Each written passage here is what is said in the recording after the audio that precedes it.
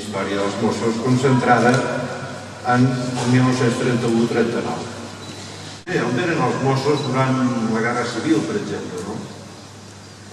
I diu, ja ho podràs observar a la visita que farem a l'exposició. El president Tarradellas sempre deia que un país ho comenci a ser quan tens la governació i la hisenda, deia ell. Diu la governació i la hisenda, ell se referia, òbviament, a la política interior, a la força de policia. Els Mossos passen quelcom semblant. Veureu com al segle XVIII de Mossos ja n'hi havia. Paradoxalment, una creació de Felip V.